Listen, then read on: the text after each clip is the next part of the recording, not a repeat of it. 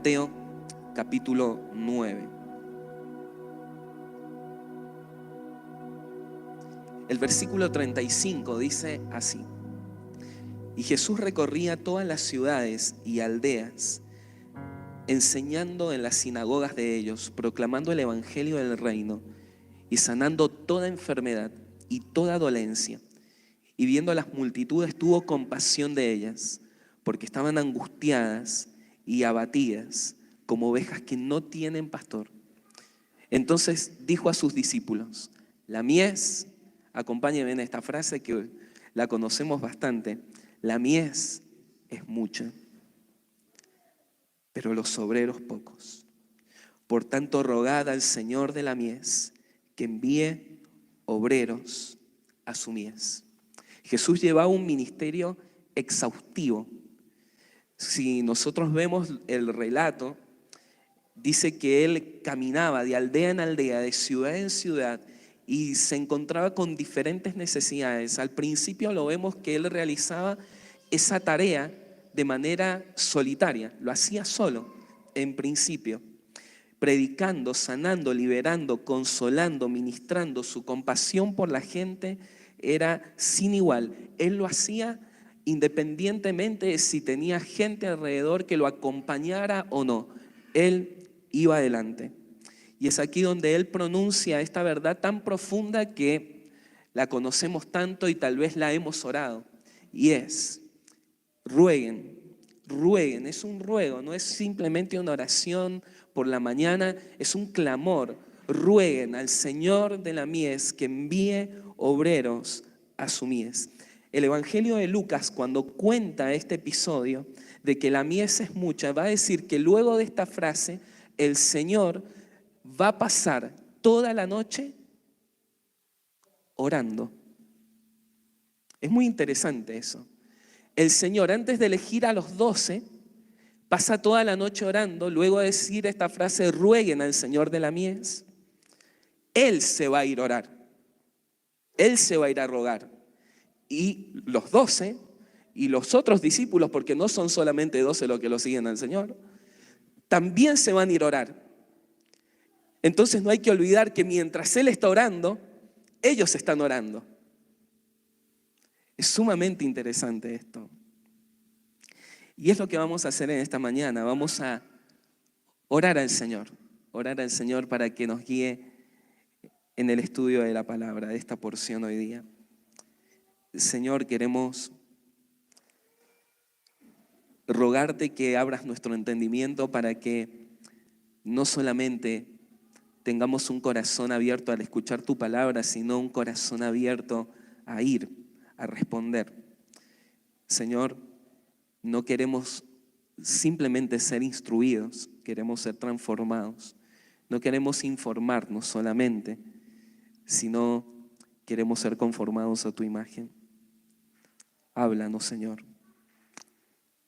Seguimos, Señor, en tu presencia. Lo primero que vamos a ver es los llamados. Y vamos a ir muy despacito en el capítulo 10, el versículo 1. ¿Sí? Ahí vamos a encontrar en el capítulo 10 el llamamiento a los 12. Y como les decía, es interesante. Yo me lo imaginaba así, tal vez no es así, pero me imaginaba como que Jesús, intercediendo, encuentra en esa intercesión a los discípulos intercediendo. De alguna manera Él sabe los que va a elegir, pero Él manda a orar a aquellos que luego va a mandar. Es como que ellos, en medio de la oración, ellos se dan cuenta de que están rogando al Padre, pero en realidad los que necesitan ir son ellos.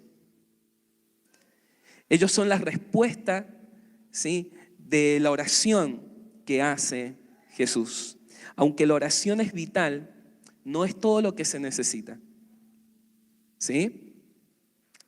La oración estática que no nos moviliza a ir y atender las necesidades del reino ha perdido su propósito. Mientras estudiaba, el Señor me trajo un versito, ¿sí?, que lo anoté. Oración sin compasión y sin predicación no ha entendido la comisión. Y la realidad es que es así. William Barclay informa una historia que a muchos comentaristas les llama la atención y se las voy a relatar. Cuando Martín Lutero se convenció de que el camino bíblico de la salvación era por la gracia de Dios, comenzó a predicar con fervor y contender por esta doctrina. Fue muy perseguido Martín Lutero. Un amigo suyo estaba igualmente convencido de esta verdad. Por lo tanto, ellos dos se pusieron de acuerdo en que Lutero pasaría tiempo afuera en el mundo predicando, escribiendo y debatiendo, y él se encerraría a solas en un cuarto, a modo de monasterio, sosteniendo a Martín Lutero. Cuando Lutero visitaba al amigo de vez en cuando y le informaba de las dificultades y los obstáculos, el amigo intensificaba su oración. Una noche, cuenta que el amigo tuvo un sueño y vio un campo gigantesco que se extendía sobre toda la tierra y a una figura sola, solitaria, sembrando en medio de un campo oscuro. Cuando en el sueño él pudo percibir quién era, vio el rostro de su amigo Martín Lutero. Él en ese momento entendió que el Señor lo estaba llamando no solamente a orar. Así que se sumó a la tarea de predicación del Evangelio con Martín Lutero. Ambos fueron perseguidos por esta causa. Y de alguna manera es una ilustración de Mateo 10. Porque Mateo 10 presenta al Señor recorriendo, Mateo 9 al finalizar, recorriendo toda ciudad, aldea y por todos lados. Y luego dice, rueguen al Señor. Y en Mateo capítulo 10 vamos a ver cómo Él los llama. Dice el versículo 1. Entonces, llamando a sus 12 discípulos. Esa frase es muy importante. Sé que estamos tentados a seguir, pero es muy importante. Llamando a sus 12 discípulos. Esta frase, llamando a sus, es en el griego proskaleomai y significa, es un llamado a ponerse cara a cara, frente a frente, a recibir una exhortación, una orden. Es rostro a rostro. Así los está llamando. No es un llamado de lejos. Es un llamado que hace Jesús a ellos a decir, los quiero acá, cerca mío, cara con cara, frente a frente. El libro de Marcos, de alguna manera, en el llamado que hace Jesús, nos dice más o menos lo mismo. Los llamó primero para que estuvieran con Él. Es un llamado intenso a la intimidad. Es un llamado a compartir con Él el tiempo, a estar pegados, frente a frente. Y de la misma manera el Señor nos está llamando hoy. Es el primer llamado. Nadie, ningún discípulo que no esté íntimamente vinculado con su Señor puede ir y dar un testimonio efectivo. Juan va a decir en su primera epístola que lo que hemos visto, lo que hemos palpado, contemplado, tocado, de eso damos testimonio. No me lo contaron otros. Esto yo lo vi, lo palpé, estuve con Él, sentí su olor. Esto les traigo, este testimonio. Y es el llamado que el Señor hace primeramente. Vengan, estén conmigo, cara a cara. Y dice, y Jesús les dio poder sobre los espíritus inmundos para expulsarlos y para sanar toda enfermedad y toda dolencia. A esta intimidad, es importante, a esta intimidad, a este estar frente a frente, rostro a rostro, a estar ahí con el Señor, ¿qué le sigue?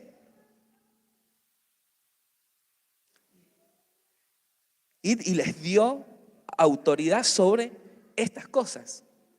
Esto es muy importante, porque lo que vemos es que luego de estar ahí palpando al Señor, conocerle profundamente, ellos son capacitados con dones espirituales y les siguen señales que van a hacer.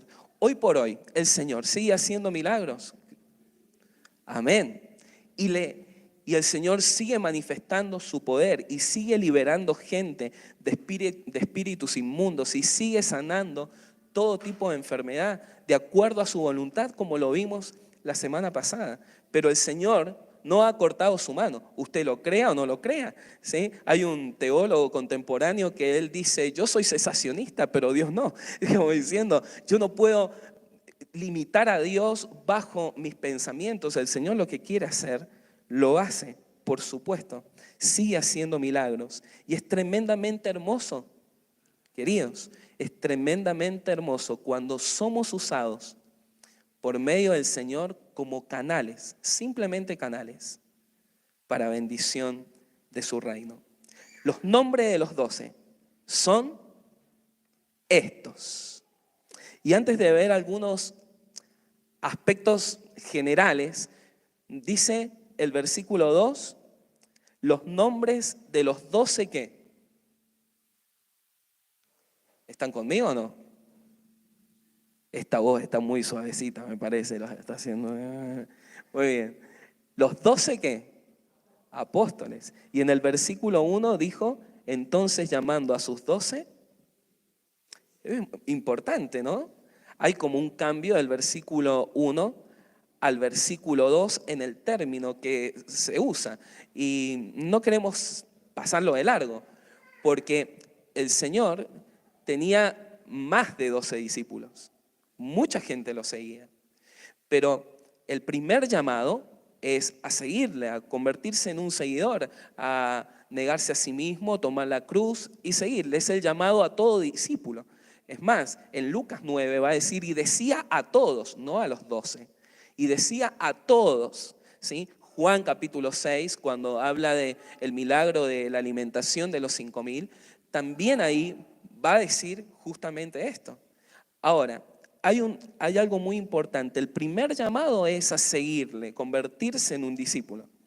Y luego de estos discípulos, escogió a 12.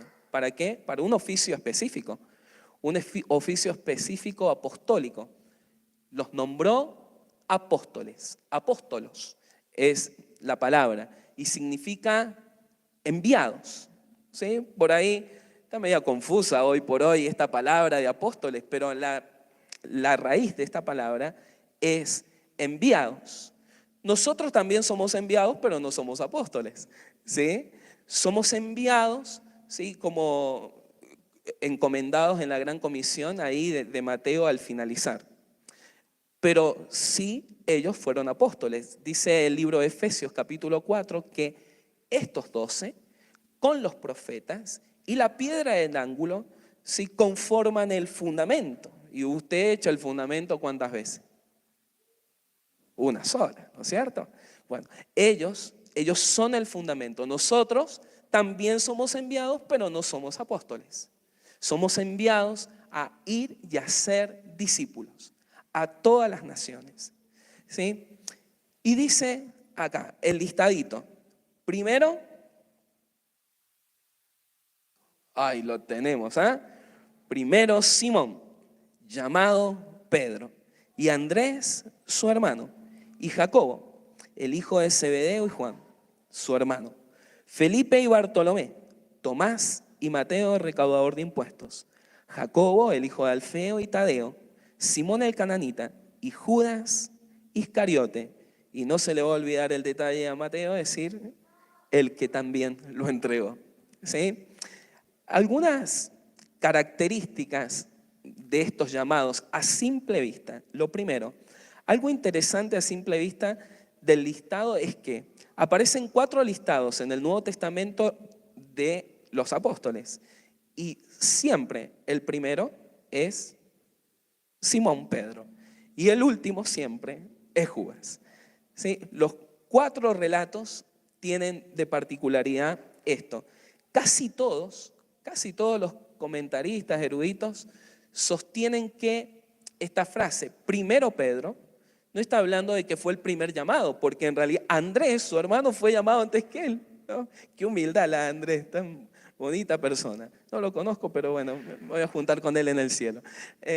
Pero esto es singular. La palabra primero no habla de el primer llamado, sino es primero en rango, ¿sí? De alguna manera es igual de apóstol que los demás. Pero el Señor le asignó a él una tarea de liderazgo, ¿sí? Bueno, también tenía muchas particularidades en su temperamento y demás. No era más apóstol, esto es importante, pero el Señor lo usó como punta de lanza en muchas ocasiones, ¿sí? Y esto significa de que Él era primero.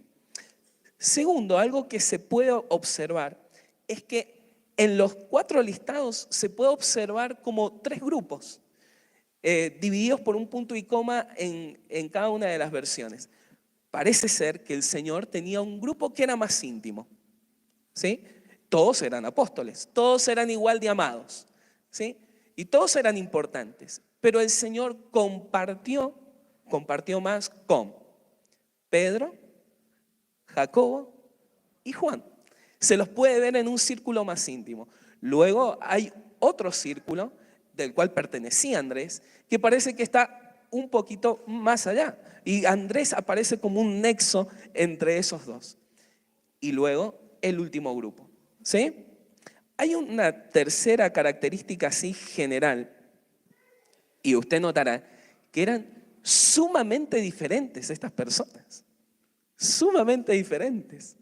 Tenemos a pescadores en su mayoría, ¿sí? Tenemos pescadores, tenemos a un publicano que tal vez en algún momento a los discípulos les habrá dado miedo dejarlo con Simón el Celote, no vaya a ser que en algún momento le clave una puñalada, porque eran enemigos, ¿sí? Los celotes entrenaban para matar a este tipo de personas justamente, y tenía el plato servido ahí y en algún momento se le habrá cruzado, ¿no?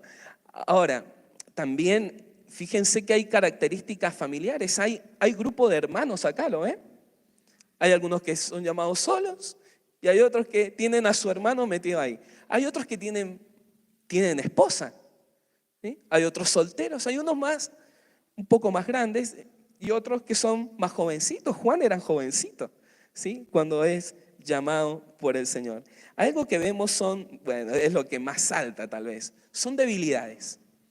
Creo que, bueno, salen ahí nomás las debilidades. Ahora, las debilidades de estos hombres son las mismas que nos caracterizan a nosotros. No vamos a decir que alguno de nosotros es mejor que ellos. Y a menudo también son con las que lidiamos cuando nos toca discipular a personas o acompañar en procesos de discipulado, ¿o no? Una de las debilidades es incomprensión. Algo que vemos en estos 12 es, no entienden las parábolas, hacen preguntas absurdas, con respecto al ministerio. El Señor está con la samaritana y dice, yo ya comí. ¿Le habrán traído pan? Dice, se habrá comprado un sándwich por ahí, ¿no? Y el Señor estaba hablando de la voluntad del Padre, ¿no? Ellos no comprenden los milagros, no los comprenden sencillamente.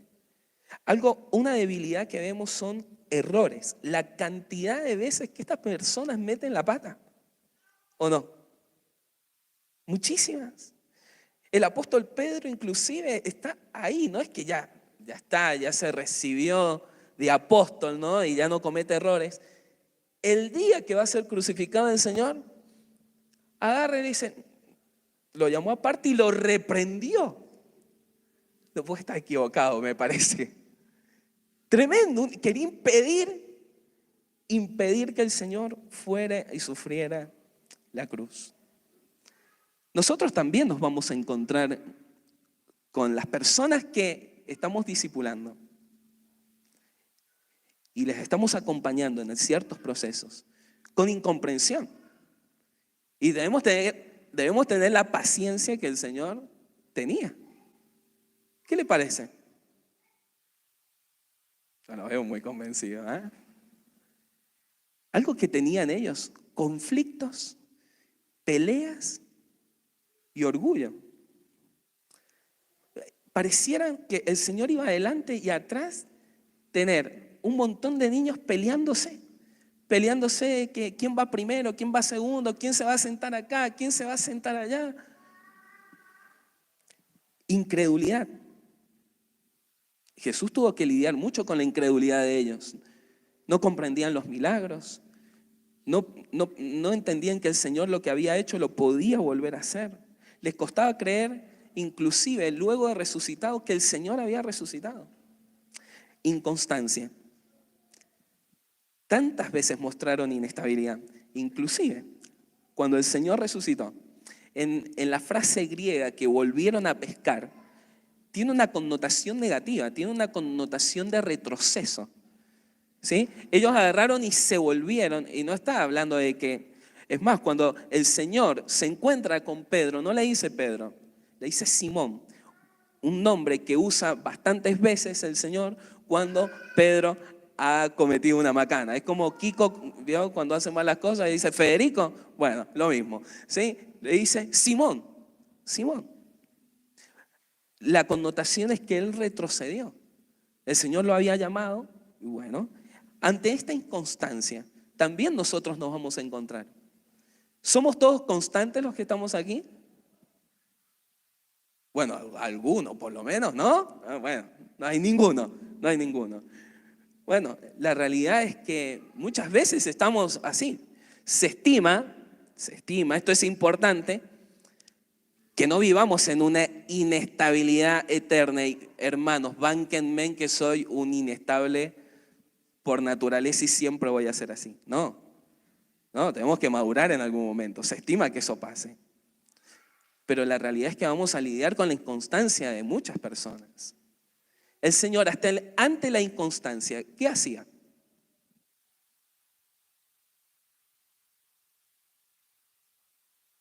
Hay dos cosas que hace el Señor. Con Pedro, el inconstante, ¿saben qué hace? Le dice, he rogado por ti para que tu fe no falte. ¿Saben qué tiene que? ¿Se le viene a alguna persona inconstante? Esto tiene que ser sumamente práctico, porque si se le viene mi nombre, ¿sí?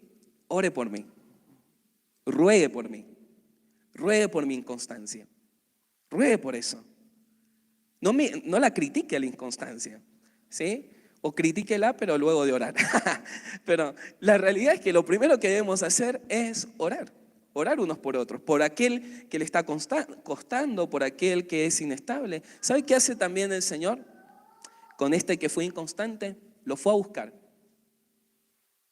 Lo fue a buscar y lo restauró. Lo fue a buscar y lo restauró. Cosas que el Señor también quiere que nosotros hagamos. Estos hombres eran tremendamente impulsivos. ¿Se acuerdan ahí a Jacobo? Jacobo y Juan, los hijos del trueno, ¿sí? Los hijos del trueno. Y en una oportunidad dicen, Señor, ¿por qué no haces que descienda fuego y los incinere a todos estos que están acá? Impulsivos, impulsivos. El apóstol Pedro, no lo podemos tener callado el apóstol Pedro, ¿sí? Permanentemente hablando, impetuoso, bonito, Pero también en ellos vemos fortalezas, ¿o no? ¿Ven fortalezas? Ustedes dirán, no sé, no las veo por ningún lado, ¿sí? Ahora, si hay algo que yo veo, por lo menos en este grupo, que para mí es sumamente importante, ya sea en el llamado de seguirle y también en un ministerio específico que el Señor les dio. Hay algo que yo veo en ellos y para mí sale así muy evidente, es el esfuerzo. La gente que el Señor buscó, ¿qué estaban haciendo? Los escucho. Estaban trabajando. Todos estaban trabajando. Y esta es una particularidad muy importante. Y estaban trabajando de manera esforzada. El Señor llamó a gente que eran pescadores, por ejemplo, pescadores, y pasaban la noche en vela, trabajando, manos calladas, ¿sí? Marcadas por el esfuerzo, noches sin dormir, mucha paciencia, mucha constancia, tolerancia a la frustración. Ellos no pescaban por deporte, ellos salían a pescar para pasar el rato, sino para sostener a su familia. Y no se iban a su hogar sin un pez. Y así eran ellos, gente esforzada. Cuando Mateo se levanta del banco de impuestos, lo vamos a criticar mucho a Mateo, pero había que confiar en un hombre que era judío para que le cobrara el impuesto a los romanos. Este hombre debe haber sido en su tarea excelente, meticuloso. ¿Por qué? Porque estaba traicionando a su familia. Eran hombres determinados. Así era Mateo. El Señor vio un material en bruto y dijo, esto en mis manos es oro. Gente esforzada, gente con capacidad de renuncia. El Señor vio que ellos estaban dispuestos a dejarlo todo. Todo lo rindieron, sus redes a los pies de Jesús, sus barcos a los pies de Jesús, el banco de impuestos a los pies de Jesús. Mateo se estima de que ha sido un hombre que estaba en una muy buena posición económica, seguramente mejor que los demás. Mateo renunció a todo. La otra vez hablando con un hermano le decía que hasta donde hemos visto del libro de Mateo, veo a alguien radical. Veo a alguien radical. Esto se puede ver en él. Lo otro que vamos a ver es la encomendación. Dice, a estos, versículo 5 estamos, a estos 12 envió Jesús después de, a ver, vamos juntos, versículo 5, Mateo 10:5. A estos 12 envió Jesús después de instruirlos o enseñarles. Esto es importantísimo. Estamos yendo despacio, pero note que estos 12 no era que ellos se autopostularon para ser apóstoles. El Señor los llamó a ellos. Y no se trata de si ellos lo sienten o no. Si lo quieren o no, el Señor los llamó y ellos inmediatamente acudieron. Ahora, algo que ya vemos acá también como fortaleza es la disposición a aprender que tienen ellos. ¿Lo ve? Dice, luego de instruirlos, los envió. Ya que dice el pasaje que antes de ser enviados, ¿qué hay que ser? Preparados, instruidos. Eso no significa de que uno cuando es llamado por el Señor tiene que tener todo claro y estar netamente capacitado. El Señor capacita a los que llama, lo hemos dicho en muchas oportunidades. Y hay una característica a subrayar del apóstol Pedro, sobre todo, es que él muchas veces está ahí preguntando. Yo soy docente y me encantan las preguntas. Me encanta cuando los chicos hacen preguntas porque de alguna manera me están diciendo estoy acá, ¿sí? Prefiero que me hagan preguntas y me dicen no entendí y digo lo tengo conmigo, ¿sí? Y el apóstol Pedro era así. ¿Me explicás lo que significa? Eso no lo entiendo. De vuelta, ¿qué les dijiste a ellos? ¿Me lo puedes explicar acá? Y siempre ahí, una disposición para aprender. Enséñanos. Lo dice muchas veces. Hay muchos que quieren instruir a otros, pero no tienen la disposición para sentarse y aprender. Hay veces que nos queremos saltar pasos en el discipulado y decir, yo quiero ser maestro de todos y nunca he sido alumno de nadie. Y eso habla de un proceso que cada uno debe pasar, porque luego cuando usted esté en una posición, ¿sí? Y porque siempre tenemos que estar en calidad de aprendizaje. Pero si usted se salta pasos, luego nadie le va a poder decir nada. Nunca se le va a poder enseñar nada. Eso, ¿saben cómo se llama? Se llama en personas que no han pasado por esto, se llama broncismo. Broncismo, se le hace la mente como bronce, ¿sí? A personas que están por ahí en posiciones más altas jerárquicamente, que son profesionales y demás, y que nunca han estado bajo la subordinación de otra, que no tienen capacidad de aprendizaje. Esto no nos puede pasar a nosotros. Es por eso que en la iglesia usted va a ver que tenemos cierto caminito, ¿sí? ¿Te interesa estar en algún ministerio y demás? Bueno, la idea es ir pasando por cierto proceso de aprendizaje, ir haciendo, ¿cuáles son las materias? Vamos haciendo fundamentos, ¿sí? Cómo estudiar la Biblia, vamos por ahí, y usted dice, no, yo ya estoy listo, yo ya estoy fogueado, ¿no? Pero la realidad es que necesitamos cada uno de ese proceso. El Señor no ha cambiado la estrategia. El Señor llama a discípulos para que hagan ¿qué? Hagan discípulos. Y en ese proceso, ¿saben quiénes tienen que estar? Todos. Y acaban las preguntas incómodas, ¿sí? ¿Está discipulando a alguien? ¿Está siendo discipulado por alguien? ¿Valora la instrucción? ¿Cree que ya sabe todo? ¿Habrá alguien en este lugar que no está calificado para enseñarle a usted?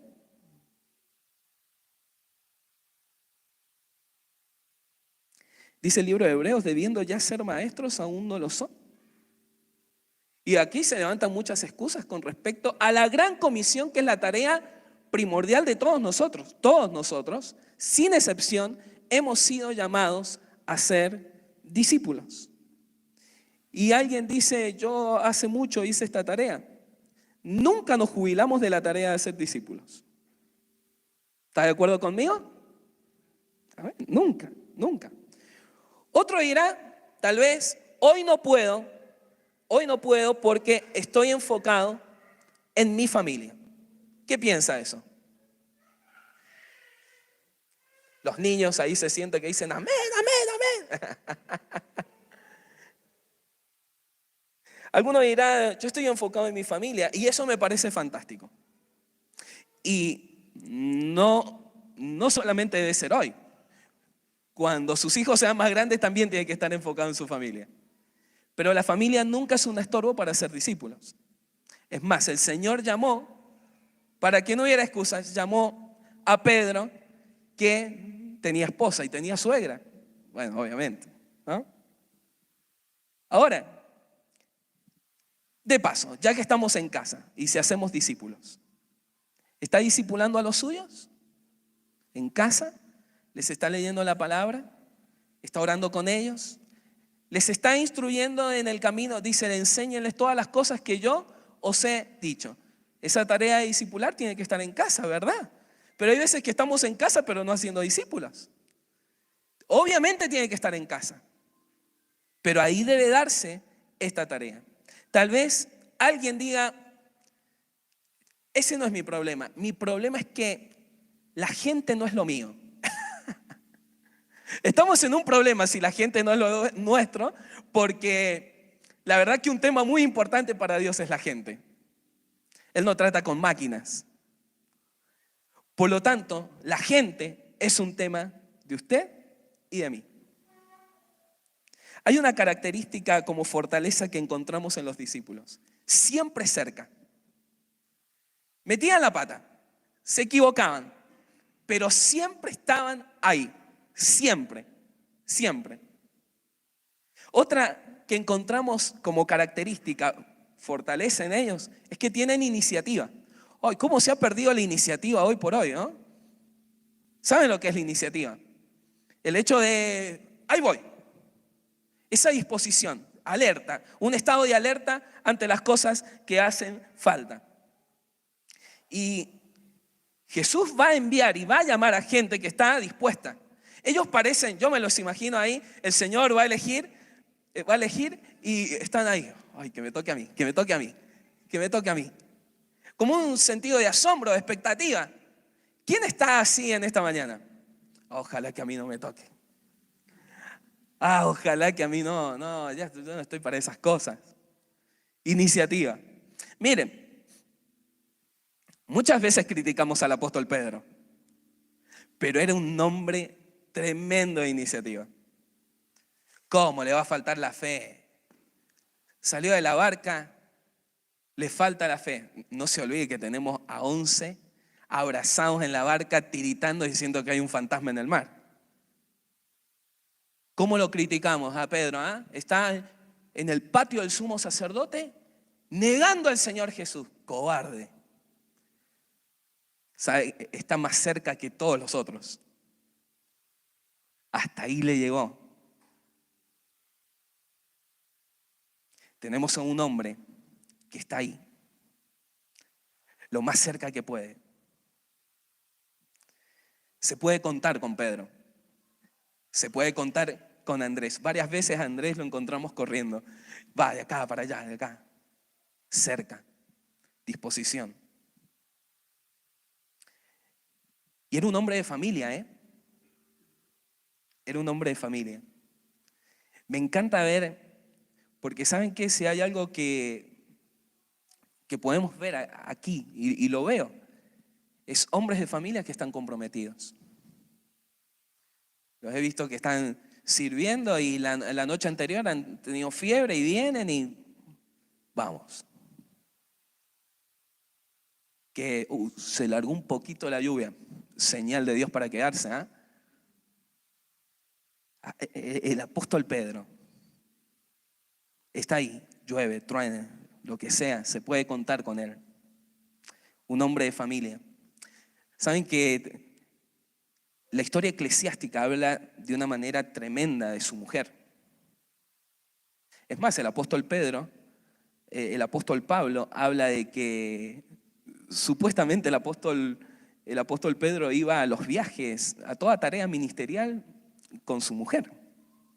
Y la historia eclesiástica no solamente nombra a la esposa de Pedro, sino también a sus hijos.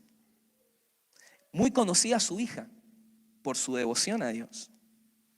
Y uno dirá, el apóstol Pedro no le queda tiempo para ministrar su casa. Las fuerzas se renuevan, amados. Y comenta Eusebio de Cesarea, Pedro padeció una muerte cruel antes que fuera crucificado. A este lo obligaron a presenciar la crucifixión de su esposa. Y mientras el apóstol estaba al pie de la cruz, su esposa le decía a él, Pedro, recuerda al Señor. Pedro, recuerda al Señor. Después que ella muriera, él suplicó que lo crucificaran de cabeza, porque no era digno de morir como su Señor. Y detrás de Pedro seguramente había una mujer con una fortaleza tremenda. Para terminar, solamente muy rápido, hay instrucciones que el Señor les da a ellos, que también nos da a nosotros, porque el mandato a ir es para todos nosotros, no es para algunos. Y rápidamente, se las voy a decir así. La instrucción número 1 es prioridad y enfoque. Les dice, no vayan por el camino de los gentiles ni entren en ninguna ciudad de los samaritanos, sino vayan más bien a las ovejas perdidas de la casa de Israel. Enfoque porque les da una tarea y prioridad porque les dice, primero en casa. Primero en casa. La casa, ¿sí? No es un estorbo para ir allá a todos los lugares, pero primero acá, primero sembrar acá, primero discipular acá. La segunda instrucción, y cuando vayan, prediquen diciendo el reino de los cielos se ha acercado. Para todos nosotros la instrucción del Señor, porque después de esta prédica todos nosotros tenemos que salir a ser discípulos. Si no estamos discipulando a alguien, lo hacemos. Un vecino, un compañero, un hijo, a alguien, empezamos un proceso sistemático de discipulado. Y si por ahí no sabemos a quién, nos dice y le damos a alguien para que discipule, que la mies es mucha, ¿sí? Los obreros pocos, ¿sí? El mensaje es claro. Cuando vamos a predicar, así como las oraciones, no tienen que haber vanas palabrerías, el mensaje es claro. El apóstol Pablo dice, no les voy a hablar con tanta sabiduría ni filosofía, solamente es este el mensaje. Cristo crucificado, glorificado. Lo que nosotros, el Señor Jesús mismo, que dijo, arrepiéntanse, el reino de los cielos se ha acercado, ¿sí? La tercera instrucción, credenciales y coherencia, que dice, sanen enfermos, resuciten muertos, limpien leprosos y expulsen demonios. De gracia recibieron, den de gracia. ¿Sí? Es tremendo lo que está diciendo acá, ¿o no? ¿Lo escucharon? ¿Lo escucharon? Son credenciales que el Señor les dio. De alguna manera, el Señor está diciendo, lo que yo hice, ustedes háganlo. Lo que yo hice, ustedes háganlo. Estas señales, importante, ¿sí? Pues algunos se quedó con los ojos abiertos así. Estas señales no son parte de un show. ¿Lo ve? Estas señales siguen a qué? Primero, prediquen. Y cuando prediquen, abran bien los ojos. Hay cosas que, miren, hay cosas que nosotros por ahí no hemos visto. ¿Saben? Por la sencilla razón de que no estamos yendo.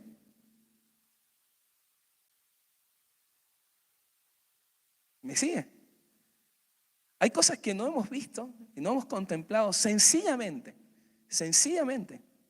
porque no estamos yendo, no tenemos el hábito de ir y predicar el Evangelio. El martes Mauri nos invitó a compartir testimonios en el encuentro de oración. ¡Wow! ¡Qué cantidad de testimonios!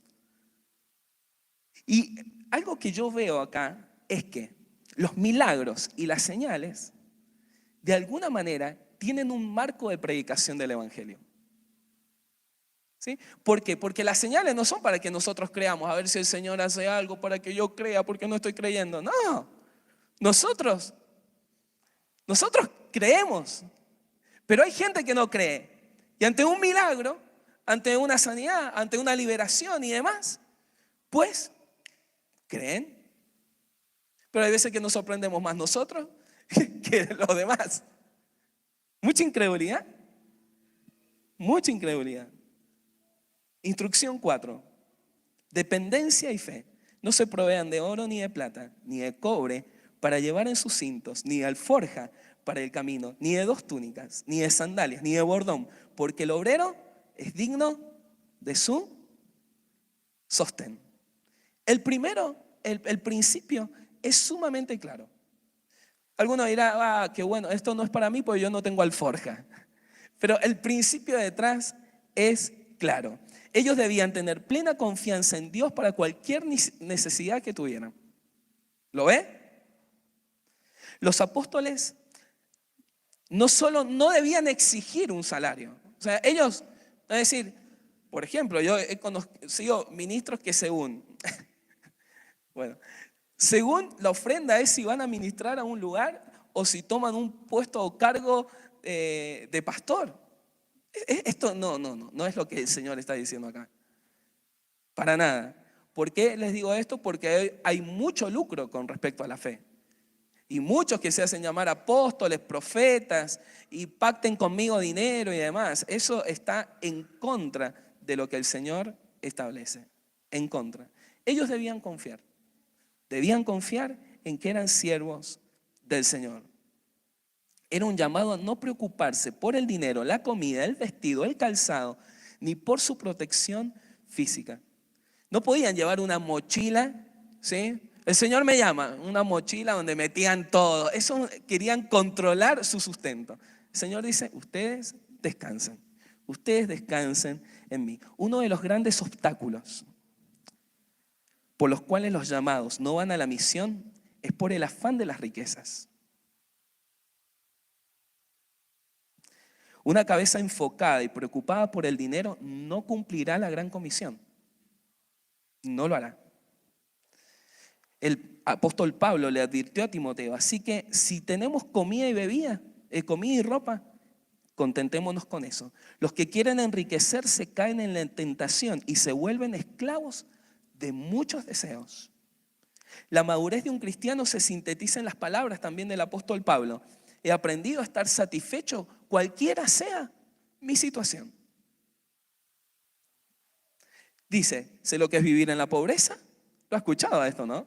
Y en la abundancia. He aprendido a vivir en todas y cada una de las circunstancias. Tanto a quedar saciado y satisfecho con lo que tengo. La instrucción 5, fuerzas concentradas. Solamente le leo un versículo. En cualquier ciudad o aldea donde entren, averigüen quién es digno de ella y quédense allí hasta que se marchen. Lo que el Señor está diciendo acá es que va a haber en algunas casas, en algunas personas, muchísima predisposición al Evangelio. ¿Se le viene a alguien? ¿No? Hay que abrir los ojos entonces, ¿sí? Abrir los ojos. Hay mucha gente, un compañero, una compañera, dice, "Ah, esta le falta conocer al Señor nomás", ¿no? Y tiene predisposición y no me animo. Y bueno, hay gente que tiene mucha predisposición. Y hay gente que no quiere saber nada, tranquilos. ¿A eso no les predicamos el Evangelio? No, sí. Pero el Señor está diciendo, concentren fuerzas. Porque en definitiva, el Espíritu Santo está haciendo su tarea, ¿sí? Y hay veces que nos gusta que nos azoten, nos apedreen, ¿no? Tranquilos, porque de alguna manera el Señor en otra oportunidad va a decir, están tirando perla a los chanchos. No le diga que es chancho porque ahí lo perdió, ¿sí? No le va a compartir más el Evangelio. Pero sí, enfoque fuerzas, impedimentos. Algo que el Señor dijo, yo los envío. ¿Cómo qué? Como ovejas en medio de los... Hay impedimentos. La tarea de la predicación del Evangelio, sea ahí en la facultad, en la secundaria, en el trabajo, donde sea, va a tener impedimentos. El Señor dice, a mí me han aborrecido, a ustedes también los van a aborrecer. Miren lo que comenta John MacArthur con respecto a esto. Dice, todo se podría resumir en el siguiente pensamiento. Los cristianos son las personas más amadas por Dios y de todas las personas son las más odiadas por Satanás. Somos las más amadas por Dios y por lo tanto bañadas con todas las bendiciones del cielo. Y somos las más odiadas por Satanás y por lo tanto acosadas con lo peor del infierno. Y vivimos en ese mundo, los más amados y y somos también los más aborrecidos. Los más bendecidos y los más atacados. Tenemos el tesoro espiritual más grande y tenemos la mayor persecución.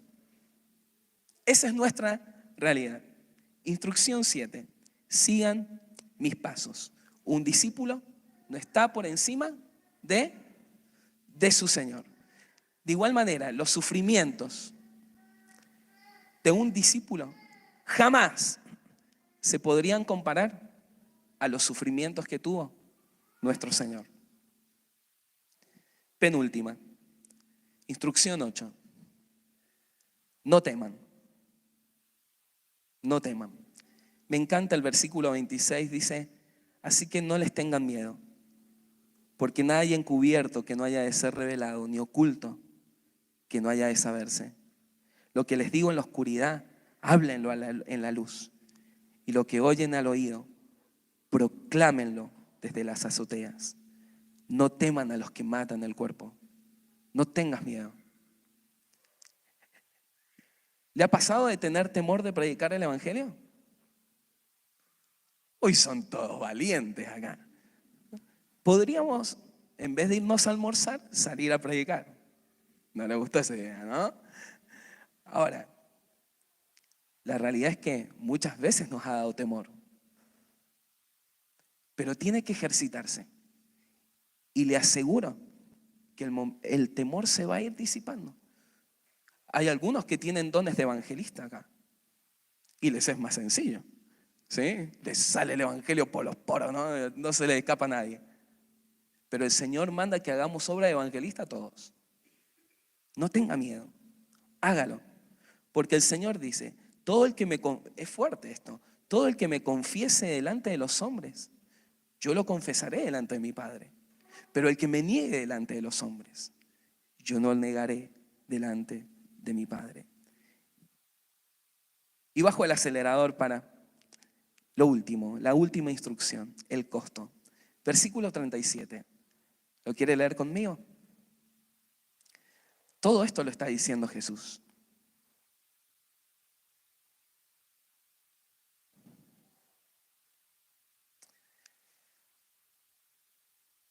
El que ama al padre o a la madre más que a mí, no es digno de mí. Y el que ama al hijo o a la hija más que a mí, no es digno de mí. Jesús no está diciendo que debemos odiar a nuestros familiares. Si no, sería contradictorio con lo que dice en Efesios, que debemos amar a nuestras esposas como Cristo las ha amado, y estaría renunciando al quinto mandamiento, que hay que honrar al padre y a la madre. La frase clave acá es: nada más que a mí. Nada más que a mí. El Señor debe ocupar en nuestro corazón el lugar supremo, la prioridad absoluta. Ninguna relación es más importante que la que tenemos con nuestro Salvador. A Él le debemos todo, absolutamente todo. John Bunyan, el puritano que escribió El progreso del peregrino, ninguno de nosotros hemos estado en esta posición. No sé si esto nos pasará, Dios quiera que no. Miren lo que dice: desprenderme de mi esposa y mis pobres hijos a menudo ha sido para mí en este lugar, en la cárcel, como si me arrancaran la carne a pedazos. Y eso no solo porque les tengo demasiado amor, sino también porque con frecuencia me llegan las muchas dificultades que ellos tienen que atravesar. Y nos da un dato acá: sobre todo mi hijo menor, que es ciego. Pensar en esto me rompe el corazón a pedazos, pero descanso en el cuidado del Dios eterno, Dios de mi familia, Dios de mi corazón. El versículo 38 dice: el que no toma su cruz y sigue en pos de mí, no es digno de mí. El que ha hallado su vida la perderá, y el que ha perdido su vida por mi causa, la hallará. Amar nuestra propia vida a menudo se traduce en amar nuestros propios proyectos, en que todo debe girar alrededor de mí, de mis deseos, mis deleites. Y el Señor dice una palabra muy fuerte, que nos tritura, nos incomoda, nos confronta, nos dice: listo, dice: no puede, no puede, no puede. Y no debemos interpretar, les pido por favor, que no interpretemos este pasaje a la luz de nuestra comodidad y de nuestra perspectiva de vida, de lo que hoy yo estoy haciendo, sino que podamos recibirlo como del mismo Señor en esta mañana, diciendo: si alguien quiere, no obliga a nadie, venir en pos de mí, niéguese a sí mismo, tome su cruz y sígame. Y sígame. Porque a lo largo de los años podemos aguar esta palabra, y esta palabra es tan tronante. ¿Saben por qué? Porque la dice el verbo de vida. Es la misma voz que habló en el Sinaí, es la misma voz que le habló Moisés, es la misma voz que escuchó Ezequiel, es la misma voz que habló al profeta Isaías desde el gran trono, es la misma voz ahora de parte del verbo encarnado, y les dice: síganme. Por eso suena tan incómodo. Y queremos muchas veces, y yo lo he querido muchas veces, escapar de esta situación. Pero el Señor llama a un compromiso de parte de cada uno de sus discípulos radical. Y alguno dirá, tal vez: bueno, yo voy a solamente creer en Dios, pero no voy a ser su discípulo porque esto es mucho para mí. No existe cosa tal. No existe cosa tal como alguien que diga: yo creo en Dios, pero no le voy a seguir. Yo creo en Jesús, pero no voy a ser su seguidor. Eso no existe. Me encanta, hay una frase que dice John MacArthur con respecto a esto. Dice: podemos caer en el peligro de crear un cristianismo de segundo nivel. Los hijos de Dios que son discípulos de Dios, y los hijos de Dios que han decidido no serlo. Los hijos de Dios que han decidido negarse a sí mismos, y los hijos de Dios que han decidido no negarse a sí mismos. Esto es inaceptable. El llamado de Dios hacia todos es: síganme. Y en Lucas dice: a las grandes multitudes Él los frenó, les hizo un alto y les dijo estas palabras. Y puede sonar fuerte, duro, difícil, lo que sea, para mí también lo es. Pero una cosa es ser parte de una gran multitud y otra cosa es ser un discípulo. Una cosa es ser parte de una iglesia de 4 paredes y otra cosa es ser iglesia. Y en la multitud es como que la multitud te lleva y vas y vas y vas. Pero el Señor les hizo un freno y hizo un filtro con estas palabras tan poderosas. Las mismas palabras que hoy salen de la boca de la palabra del Señor. Si alguien quiere, niéguese, niéguese, niéguese. Venid en pos de mí significa ponete rostro a rostro conmigo, cara a cara. Es un llamado desde lo más íntimo y más profundo a ser radical. Recuerdo una palabra muy fuerte que el Señor me dijo en una oportunidad con respecto a este pasaje. Y sé que me falta muchísimo, pero el Señor me dijo algo y es: yo no estoy jugando. Yo no estoy jugando.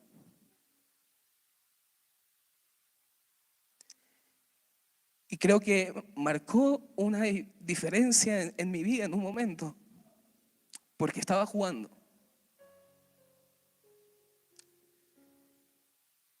Y dije, ya está de tonterías, ya está de chiquilinadas.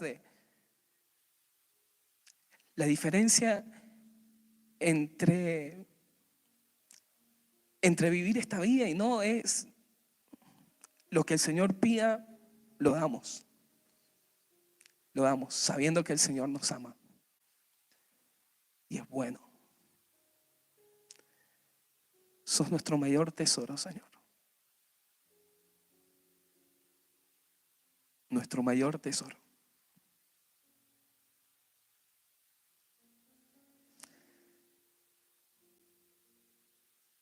Nada, nada se compara, Señor, a tenerte.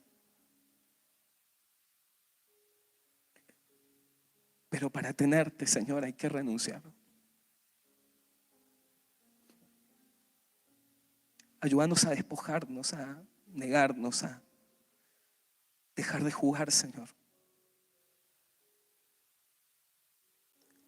A entender que la vida que nos llamas es lo más hermoso que nos puede pasar. Te rogamos, Señor, por una iglesia que se niegue a sí misma, que tome su cruz cada día y te siga. Una iglesia que esté rostro a rostro, cara a cara, contigo, quebrantada en tu presencia y derramada en adoración. Una iglesia que no pida explicaciones, sino que sea obediente. Una iglesia dispuesta a ir, Señor, hasta lo último de la tierra, por amor a tu nombre. En este momento que participamos de estos símbolos, Señor, queremos hacerlo de una manera consciente, Señor. Nadie ha ido tan lejos en un envío como vos. Nadie se ha despojado tanto como vos lo hiciste. Te rogamos que nosotros podamos hacer lo mismo, ser como este pan y como este vino derramado delante tuyo. Agradecemos por las pisadas que has dejado para que nosotros te sigamos. Bendecí este pan que representa tu hermoso cuerpo sacrificado por cada uno de nosotros. Ayúdanos a honrarte con cada paso y con cada decisión que nosotros tomemos.